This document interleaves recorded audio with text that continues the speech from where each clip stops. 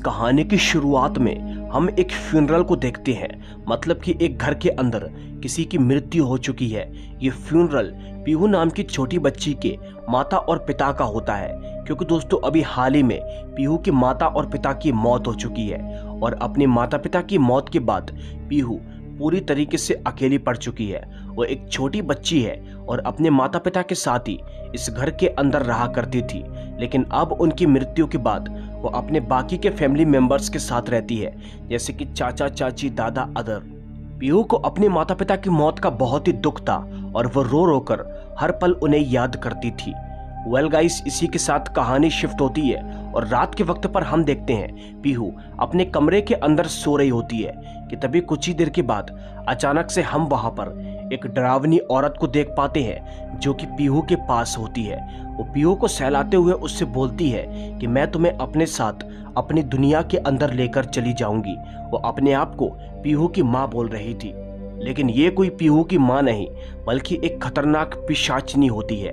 Well, कुछ ही देर के बाद पीहू के कमरे के अंदर उनके घर का नौकर उसके लिए दूध लेकर आता है, क्योंकि वो उसे दूध को पिलाना चाहता है। बट लेकिन दोस्तों, इससे पहले कि वो पीहू को दूध को पिला पाता, तभी वहां पर वो पिशाचनी उसके पास आती है और उसका गला दबाकर उसे मारने की कोशिश करती है। अब कुछ ही देर के बाद वो पिशाचनी बड़ी ही बुरी तरीके से उनके घर के नौकर को मार डालती है। उसे मारने के बाद वो पिशाचनी पीहू से बात करती है, क्योंकि कुछ ही देर में पीहू भी उठ जाती है। और जब पीहू उठती है तो उस पिशाचनी से बात करती है। दोस्तों, पिशाचनी बहुत ही शक्तिशाली होती है और वो अपनी शक्तियों की बदौलत पीहू के माइंड को पूरी तरीके से कंट्रोल कर पाती है और वो उसे अपने वश में कर लेती है, जिससे कि पीहू उसे अपनी माँ समझने लगी थी। पिशाचनी उससे ऐसे बात करती है जैसे कि वो उसकी माँ हो और वो पूरी तरीके से अपनी अवधि बीत जाती है। फिर तभी हमको अगली सुबह का सीन दिखाया जाता है। अगली सुबह उस बूढ़े आदमी का अंतिम संस्कार करने की तैयारी चल रही थी। जो बूढ़ा आदमी जो इनके घर का नौकर है, जिसकी रात में मृत्यु हो चुकी थी, उसकी मौत को देखकर सभी के सभी लोग बहुत ही शॉक हो जाते हैं। वहां पर पुलिस भी आ चुकी थी। उसकी बॉडी को अंतिम संस्कार से पहले पोस्टमार्टम के लिए लेकर जाया जाता है। अब दोस्तों, जब से पीहू के माता पिता की मौत हुई थी, तब से इस घर के अंदर कुछ अजीबोगरीब प्रकार की घटनाएं हो रही थी। इसलिए पीहू के चाचा चाची फैसला करते हैं कि वो पीहू को लेकर कहीं और यानी कि शहर में जाकर शिफ्ट हो जाएंगे, जिससे कि वो पीहू की पढ़ाई को करवा सकें और पीहू इन सब घटनाओं को भूलकर जिंदगी में आगे बढ़ सके। क्योंकि इस घर के अंदर रहकर वो अक्सर अपने माता पिता को याद करके रोती रहती है और अपनी जिंदगी में मूव ऑन नहीं कर पाती। अब कुछ ही देर मिलती है, क्योंकि अब वो कुछ दिन के लिए इस घर को छोड़कर जा रही थी। पीहू के साथ उसके चाचा रमेश, उनकी पत्नी जूही और रमेश की बहन जिसका नाम अर्पिता है, ये तीनों के तीनों पीहू को अपने साथ शहर लेकर जा रहे थे। और वो तीनों के तीनों पीहू को अपने साथ एक अलग शहर के अंदर लेकर चले जाते हैं और बस घर पर पीहू की मौसी और उसके नाना जी बचते हैं। पीहू के जाने के बाद उसकी मौसी बहुत ही दुखी होती है, क्योंकि वो पीहू से बहुत ही प्यार करती थी। अब दूसरी तरफ ये लोग एक अलग शहर के अंदर जाकर शिफ्ट हो जाते हैं और अब हम देखते हैं पीहू की चाची को, जो कि पीहू को एक कमरा दे देती है, जिससे कि वो हर पल इसी कमरे के अंदर रह सके। उसे छोड़ने के बाद उसकी चाची उसे छोड़कर वहां से निकल जाती है और अब दोस्तों पीहू इसी कमरे के अंदर रहने वाली थी। बट हम और आप आसानी से देख पाते हैं कि वो पिशाचनी पीहू के साथ यहाँ पर भी आ चुकी थी, विच मीन्स कि वो पिशाचनी पीहू से क्या चाहती है, इसके बारे में हमको आगे पता चलेगा। अब इसी के साथ हमको अगली सुबह का सीन दिखाया जाता है। अगली सुबह पीहू अपने चाचा जी का चश्मे को लेकर वहीं पर खेलने लगती है और इस बात से उसके चाचा जी बहुत ही नाराज हो जाते हैं। दोस्तों, यहाँ हमको पता चलता है कि पीहू के चाचा रमेश उससे बिल्कुल भी प्यार नहीं करते। जी हाँ, वो पीहू को अपने साथ यहाँ पर इसलिए लेकर आ चुके हैं क्योंकि उनके भाई के मर जाने के बाद सारी जायदाद का मालिक उन्हें ही बना दिया जाए। मतलब कि वो कोर्ट को यह दिखाना चाहते हैं कि पीहू के माता पिता के मरने के बाद उसे हम ही लोग संभालते हैं। इसीलिए कुछ मकसद से वो पीहू को यहाँ पर लेकर आए हैं। वो उससे बिल्कुल भी प्यार नहीं करते। अब उसके चाचा उसे शांत करने का झूठा नाटक करते हैं और उसे यहाँ से भगा देते हैं। और उसके जाने के बाद उसके चाचा रमेश ये फैसला करते हैं कि वो पीहू को मार डालेंगे, क्योंकि वो उससे बहुत ही नफरत करते थे। बट लेकिन वो इस बात से अनजान थे कि उनकी इन बातों को वो पिशाचनी भी सुन रही थी जो कि उसी कमरे के अंदर मौजूद थी। वो पिशाचनी उनकी इन बातों को सुन लेती है और अब वो रमेश को नुकसान पहुंचाने की कोशिश करती है, क्योंकि उस पिशाचनी को ये बिल्कुल भी पसंद नहीं है कि कोई भी पीहू के बारे में गलत सोचे या उसके साथ गलत करने की कुछ भी कोशिश करे। वो पिशाचनी रमेश को मारने की कोशिश करती है और बस उसे मारने ही वाली होती है, लेकिन कुछ ही देर के बाद रमेश की जान बची पत्नी और रमेश की बहन भी पहुंच जाते हैं। वो देखते हैं कि रमेश अपने आप ही पागलों की तरह किसी से अपना बचाव कर रहा था। उनके आते ही रमेश उन दोनों को बताता है कि अभी इस कमरे के अंदर एक पिशाचनी थी जो कि मुझे मारने की कोशिश कर रही थी। हालांकि वो लोग रमेश की बातों पर बिल्कुल भी यकीन नहीं करते, बट रमेश रो रो कर उनसे ये बात को बोल रहा था।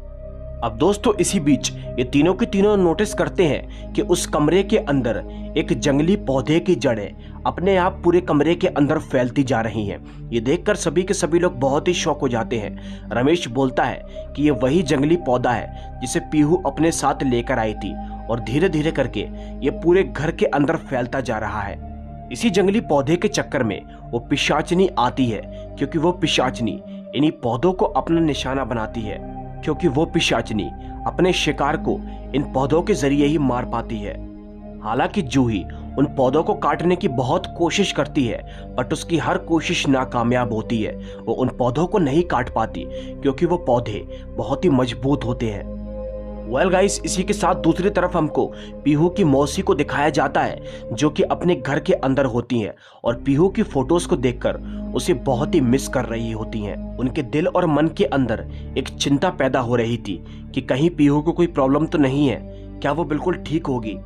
एनीवेज, इसी के साथ दूसरी तरफ अब हम देखते हैं रमेश से मिलने के लिए एक वकील आता है। वकील उसके पास आकर सबसे पहले वो पीहू के पास जाता है और उससे बातें करने की कोशिश करता है। वकील उससे पूछता है कि क्या तुम खुश तो हो, तो पीहू उससे बोलती है कि मैं बहुत ही खुश हूँ। अब उससे बातें करने के बाद वकील फौरन ही रमेश से बात करता है और बोलता है तुमने पीहू को जिस कमरे के अंदर रखा है वो कमरा उस बच्ची के लिए बिल्कुल भी ठीक नहीं है। उस कमरे के अंदर जंगली पौधे फैल रहे हैं, लेकिन फिर भी तुमने उस छोटी सी बच्ची को उस कमरे के अंदर रख दिया।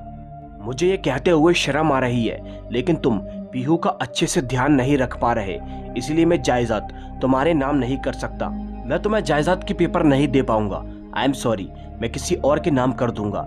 जब वो वकील ऐसी बातें करता है तो उसके चाचा बहुत ही शौक हो जाते हैं। अब इतने में ही जूही एक पैसों से भरा हुआ सूटकेस वकील के पास लेकर आती है। जी हाँ दोस्तों, यानी कि रमेश वकील को पैसों का लालच देता है और जायदाद के सारे पेपर हड़प लेता है। वो 2 टके का वकील उनकी बातों में आकर पूरी तरीके से बिक जाता है, वो भी पैसों के लिए, और वो पैसों को लेकर अपनी गाड़ी के अंदर बैठकर यहाँ से निकलने की कोशिश कर रहा था। बट कुछ ही देर के बाद हम देखते हैं कि वो पिशाचनी उसकी गाड़ी के अंदर मौजूद होती है। वो पिशाचनी उन जंगली पौधों के जरिए उसका गला दबाकर उसको जान से मार डालती है। जी हाँ दोस्तों, अब आप लोगों ने एक चीज नोटिस करी होगी कि पीहू के साथ जो भी गलत कर रहा है ये पिशाचनी उसे ही मार रही है। अब ऐसा क्यों, इसके बारे में आपको आगे पता चलेगा। दूसरी तरफ हम पीहू की मौसी को देखते हैं, जिससे कि पीहू की बहुत ही फिक्र हो रही थी, इसीलिए उसकी मौसी गांव के एक तांत्रिकनी के पास पहुंच जाती हैं, जो कि वहीं पर बैठती है। पीहू की मौसी उस तांत्रिक से बोलती है कि मुझे कुछ भी अच्छा नहीं लग रहा है, मुझे ऐसा लग रहा है कि शायद पीहू किसी न किसी मुसीबत में है। वो तांत्रिक उसकी बातों को सुन लेती है और वो अपनी शक्तियों के जरिए ये देख लेती है कि पीहू किस मुसीबत के अंदर है। वो साफ साफ देख पाती है कि पीहू के पीछे एक पिशाचनी पड़ी हुई है और इस पिशाचनी का नाम होता है बेल पिशाचनी। वो तांत्रिक बोलती है कि ये पिशाचनी पीहू को अपने साथ हमेशा के लिए अपनी दुनिया में ले जाने के लिए आई है, इसलिए तुम्हें इसकी रक्षा करनी होगी। वो तांत्रिक पीहू की मौसी को कुछ ताबीज देती है और बोलती है कि सब लोगों की रक्षा करने के लिए ये ताबीज काम आएंगे। अब इसी के साथ दूसरी तरफ हम देखते हैं रमेश की बहन अर्पिता को, जो कि मेकअप कर रही थी। उसके पास पीहू भी बैठी हुई थी और वो शैतानी करने लगती है, यानी कि उसके साथ खेलने लगती है, उसका मजाक उड़ाती है। पीहू उसका कुछ सामान लेकर यहाँ वहाँ भागने लगती है और दोस्तों इसी भागा दौड़ी में उसका पाँव फिसल जाता है और वो वहीं पर गिर जाती है, जिससे कि उसके हाथ में चोट आ जाती है। उसको चोट लगता हुआ देख अर्पिता बहुत ही खुश होती है और उसका मजाक उड़ाती है। और ये देखकर पीहू रोने लगती है क्योंकि उसे ये बिल्कुल भी पसंद नहीं आता। जब अर्पिता ने पीहू के साथ ऐसा किया तो वो पिशाचनी जो कि वहीं पर मौजूद थी वो अर्पिता को घसीटते हुए खींचने लगती है और वो उसे एक कमरे के अंदर लेकर जाती है। और वहां ले जाने के बाद वो पिशाचनी बड़ी ही बुरी तरीके से उसका गला दबाकर उसे जान से मार देती है, क्योंकि पीहू के साथ जो भी बदतमीजी करता है वो पिशाचनी उसे नहीं छोड़ती। उसे जान से मारने के बाद वो पिशाचनी पीहू को उसके कमरे के अंदर सुला देती है। अब दोस्तों इसी के साथ तभी हमको अगले दिन का सीन दिखाया जाता है। अगले दिन हम देखते हैं पीहू की मौसी भी यहाँ तक पहुंच जाती है। वो फौरन ही पीहू को घर के अंदर ढूंढने की कोशिश करती है। पीहू के चाचा चाची और उसकी मौसी पीहू के कमरे के अंदर उसे ढूंढने के लिए जाते हैं। ये लोग जैसे ही उसके कमरे के अंदर जाते हैं तो इन्हें ऊपर की ओर अर्पिता की लाश दिखाई देती है, जिसे देखकर रमेश और उसकी पत्नी जूही बहुत ही शॉक हो जाते हैं।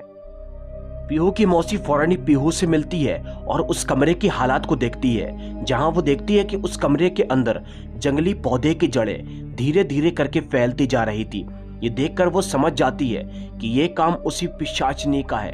अब दोस्तों पीहू की मौसी पीहू के चाचा को और उसकी चाची को इस पिशाचनी की पूरी कहानी के बारे में बताती हैं, विच मीन्स कि ये कहानी उस तांत्रिक ने उनको बताई थी। वो कहानी के अंदर सुनाती हैं कि ये बात तब की है जब एक औरत के बिल्कुल भी बच्चा नहीं हो रहा था। वो एक बहुत बड़े ठाकुर के घर के अंदर काम करती थी। एक बार ठाकुर की पत्नी के एक औलाद हुई थी, लेकिन वो औलाद किसी काम की नहीं थी क्योंकि उसके शरीर के अंदर जान नहीं थी। वो एक बेजान औलाद थी।